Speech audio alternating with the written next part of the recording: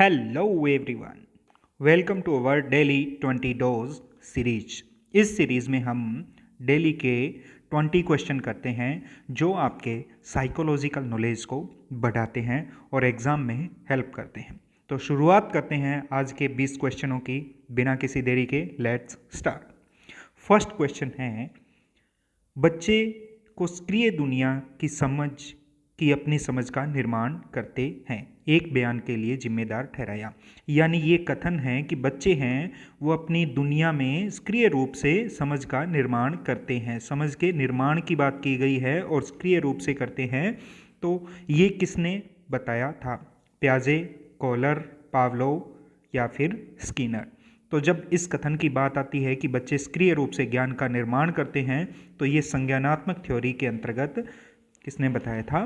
प्याजे ने बताया था। और इसी से आगे निर्मितवाद का जन्म हुआ। यानी प्याजे ही हैं जो आगे निर्मितवाद को बढ़ाया। आधार कौन है? प्याजे हैं, जीन प्याजे। नेक्स्ट क्वेश्चन, बालकों की सोच अमूर्तता की अपेक्षा मूर्त अनुभवों एवं संपर्तियों से होती है। यानी किस अवस्था के अंतर्गत बच्चे हैं वो मूर्त अनुभवों एवं संपर्तियों के बारे में सोचते हैं, इसके बजाय कि वो अमूर्त।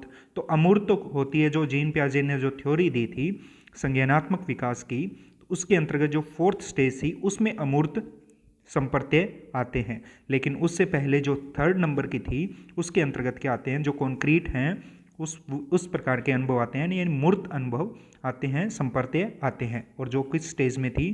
7 से 12 वर्ष तक के बालकों की स्टेज है। नेक्स्ट क्वेश्चन देखते हैं, जब शिशु अपनी आंख, कान व हाथ के संबंध में सोचते हैं तो ये निम्नलिखित में से कौन से स्तर में शामिल है? मूर्त संक्रियात्मक, पूर्व संक्रियात्मक, इंद्रिय जनित, अमूर्त जनित। अब शिशु है तो वो 2 वर्ष तक के शिशु की बात कर रहे हैं और इंद्रिय जनित अवस्था वहीं जीन प्याजे की। अब ध्यान दीजिए, ये तीनों क्वेश्चन थे वो किससे से रिलेटेड थे? अधिगम से रिलेटेड थे, प्याजे से रिलेटेड थे। और अगर आपको अधिगम से रिलेटेड थ्योरी क्लास देखनी है तो कल ही थ्योरी क्लास अपलोड होगी शाम को 4:15 बजे के आसपास। तो आप इस चैनल पर बने रहिए और कंप्लीट साइकोलॉजी सीरीज में अधिगम का पूरा जो थ्योरी है, कंप्लीट थ्योरीज हैं, जितनी भी थ्योरी हैं वो करवाई जाएंगी और कंटिन्यू होगी ये थ्योरी। नेक्स्ट क्वेश्चन करते हैं, आधुनिक शिक्षण अधिगम प्रक्रिया में शिक्षक की क्या भूमिका होती है? आधुनिक रूप से जो शिक्षण है उसमें शिक्षक की क्या भूमिका है? सीखने हेतु एक अच्छे सुलभकर्ता यानी फैसिलेटर की, बच्चे को गणित, विज्ञान और भाषा सीखने की, बच्चों को मूल्य आधारित शिक्षा देने की, बच्चों को सभी कुछ पढ़ाने की। सभी कुछ पढ़ाना है, मूल्य आधारित शिक्षा भी देनी है, गणित और भाषा इन सभी का भी ज्ञान करवाना है। लेकिन जो भूमिका है वो एक फैसिलेटर की है, यानी वो एक फैसिलेटर सुलभ करता है, बच्चों को सिर्फ फैसिलिटी उपलब्ध करवाता है और ज्ञान का निर्माण बच्चे खुद करते हैं। तो option A is right answer. Next question देखते हैं कि एक अच्छा अध्यापक विद्यार्थियों के मध्य बढ़ावा देता है। एक अच्छा अध्यापक है वो विद्यार्थियों के मध्य किसको बढ़ावा देगा? प्रतियोगिता की भावना को, सहयोग की भावना को, प्रतिद्वंदता की भावना को या तटस्थता की भावना को? तो तटस्थता की भावना नहीं हो सकती, प्रतिद्वंदी नहीं बनाना है, और ना ही एक दूसरे से प्रतियोगिता की भावना होगी तो प्रतिद्वंदी बन जाएंगे। तो किसको बढ़ावा देगा? बच्चे की के अंतर्गत सहयोग की भावना को बढ़ावा देता है ताकि बच्चों का सामाजिक विकास अच्छा हो। नेक्स्ट क्वेश्चन, निम्नलिखित में से मनोविज्ञान को मन का विज्ञान किसने कहा? जॉन डेवी ने, पेस्टोलॉजी ने, डगलस ने, स्किनर ने। मन का विज्ञान किसने कहा था? पेस्टोलॉजी ने बताया था कि साइकोलॉजी क्या है? वो मन का विज्ञान है। निम्न में से कौन मनोवैज्ञानिक नहीं है? John Dewey, C.H. हल, वॉटसन, स्किनर। तो हम जब बात करते हैं जॉन डेवी की तो ये क्या थे? दर्शन शास्त्री थे। तो इनको कहा जा सकता है कि ये मनोवैज्ञानिक नहीं है। और तीनों क्या हैं? बाकी मनोवैज्ञानिक हैं। जॉन डेवी दर्शन शास्त्री भी थे और मनोवैज्ञानिक भी थे, लेकिन एक को टिक करना है तो जॉन डेवी टिक होंगे, यानी आंसर क्या आएगा? John Dewey, option a. Next question, Bharat में प्रथम मनोवैज्ञानिक प्रयोगशाला की स्थापना हुई, कहाँ हुई और कब हुई? 1915, 16, 17 या 18? तो मनोवैज्ञानिक प्रथम मनोवैज्ञानिक प्रयोगशाला है जो भारत के अंतर्गत 1916 में हुई और कहाँ हुई? कोलकाता विश्वविद्यालय के अंतर्गत हुई। नेक्स्ट क्वेश्चन, वर्तमान में शिक्षा मनोविज्ञान किस अवस्था में है? शैशवावस्था, किशोरावस्था, बाल्यावस्था, वृद्धावस्था।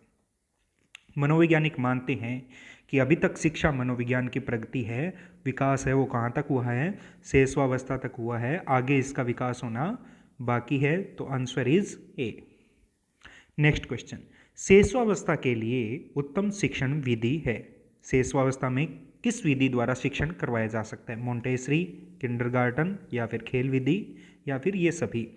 तो ये सभी विधियां हैं वो छोटे बालकों के लिए हैं, जिनमें सभी जैसे खेल विधि, किंडरगार्टन, मोंटेसरी विधि, ये खेल प्ले वे मेथड ही हैं अपने आप में। तो इन सभी के द्वारा ये शिक्षण करवाया जा सकता है। नेक्स्ट क्वेश्चन, समावेशी शिक्षा के संदर्भ में भाषा शिक्षण के लिए अनिवार्य है, यानी भाषा शिक्षण करवाना है और कक्षा या कैसी है? कक्ष आपका समावेशी शिक्षा की है। सभी प्रकार के बच्चे हैं जो वंचित बालक हैं या फिर अपाहिज बालक हैं या विशेष प्रकार के जो विशेष योग्यजन बालक हैं वो हैं।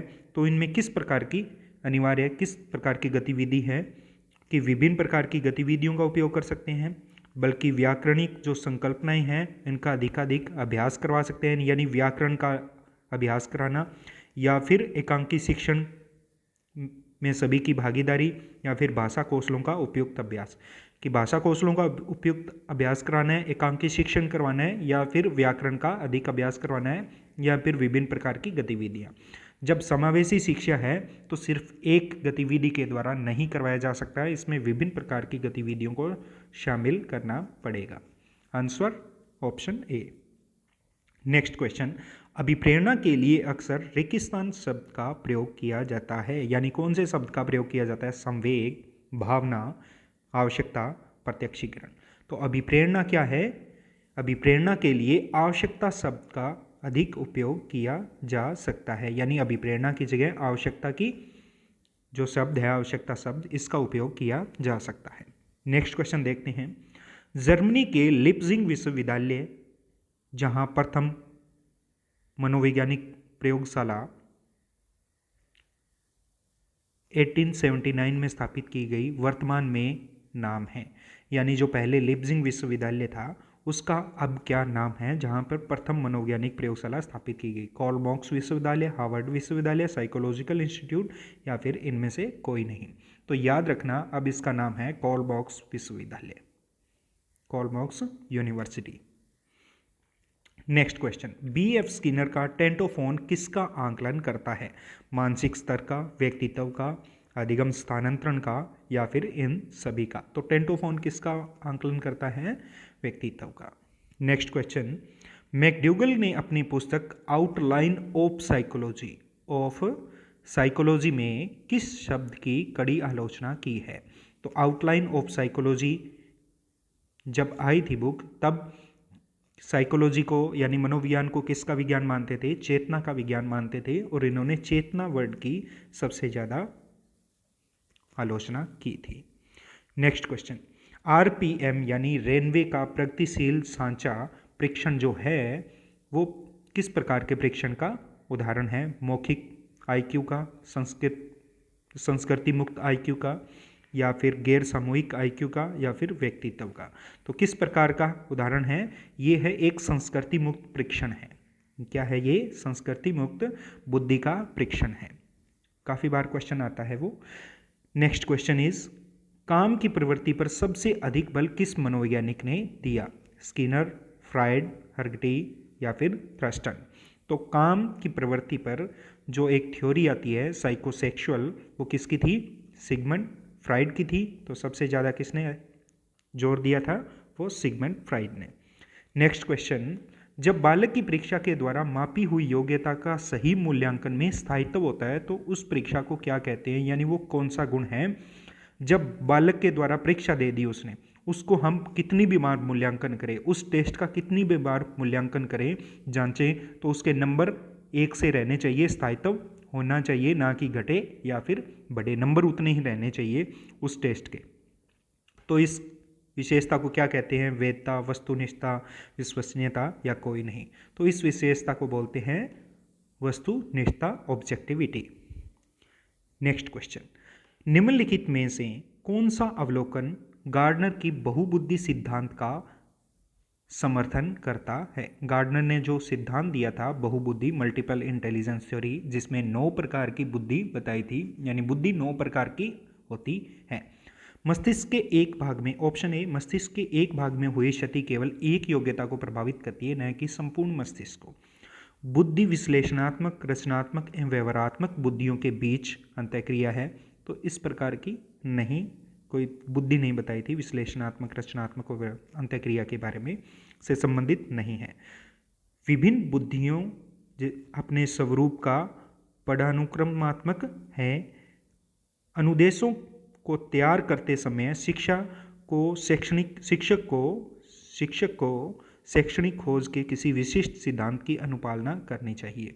तो आपने देखा होगा ऑप्शन ए है, वो बताता है कि अनेक प्रकार की बुद्धियों के बारे में ज़्यादा समर्थन कर रहा है कि एक भाग में क्षति हो रही है तो वो सिर्फ एक भाग में ही क्षति होगी, न कि पूरे मस्तिष्क में। तो ये समर्थन कर रहा है कि हॉवर्ड गार्डनर ने जो 9 प्रकार की बुद्धि बताई थी उस सिद्धांत का। तो option A is right answer.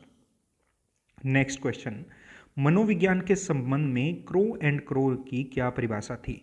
मुझे बच्चा दो और बताओ कि उसे क्या बनाऊं, इंजीनियर, डॉक्टर या फिर अन्य, वो मैं बना दूंगा। किसी व्यक्ति को जन्म से लेकर वृद्धावस्था तक के अधिगम अनुभवों का वर्णन एवं धारण ही मनोविज्ञान है।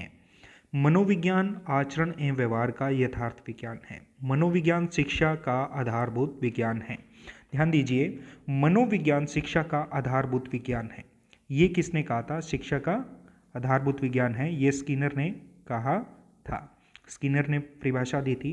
जब आती है मनोविज्ञान आचरण तथा व्यवहार का यथार्थ विज्ञान है, ये किसने कहा था? ये मैकडूगल ने कहा था। यानी मैकडूगल ने परिभाषा क्या दी थी मनोविज्ञान की कि ये आचरण और व्यवहार का यथार्थ विज्ञान है। ऑप्शन ए, यानी जो बच्चा दो उसे क्या बनाऊं, वो बना दूंगा, ये किसने बात की थी? वॉटसन ने बात की थी। ये कथन किसका है? जे.बी. वॉटसन का है। किसी भी व्यक्ति को जन्म से लेकर वृद्धावस्था तक अधिगम अनुभवों का वर्णन धारणा ही मनोविज्ञान है। तो ये है क्रो एंड क्रो की परिभाषा कि उसके विकासात्मक जो स्तर है उसके अंतर्गत जो अधिगम अनुभव होते हैं उनका वर्णन और उनका धारणा करना ही मनोविज्ञान है। तो ये किसने दी थी? क्रो एंड क्रो की परिभाषा। इस प्रकार के क्वेश्चन आने पर आपको जो चारों ऑप्शन हैं वो सही से पता होने चाहिए ताकि आप उसको सही से टिक कर सको। तो ये थे आज के 20 क्वेश्चन। आई होप आपको समझ में आया होगा। अगर आपके किसी भी क्वेश्चन में डाउट हो तो आप क्वेश्चन नंबर लिखिए और उसमें आपका क्या डाउट है वो कमेंट कर दीजिए, आपको आंसर जरूर मिलेगा। इसी प्रकार की जो MCQ क्वेश्चन सीरीज़ है या फिर आपके लेक्चर वीडियो है, थ्योरी की क्लास है, उनको जो देखने के लिए, ज्वाइन करने के लिए हमारे चैनल को सब्सक्राइब करें और अपने दोस्तों के साथ में शेयर ज़रूर करें ताकि उन्हें भी पता चले कि ये कंटेंट हैं वो फ्री हैं और इसकी जो PDF है वो हमारे टेलीग्राम लिंक पे आपको मिल जाएगी जब एक साथ ज़्यादा क्वेश्चन हो जाएंगे। मिलते हैं नेक्स्ट वीडियो में, तब तक के लिए स्टे ट्यून्ड।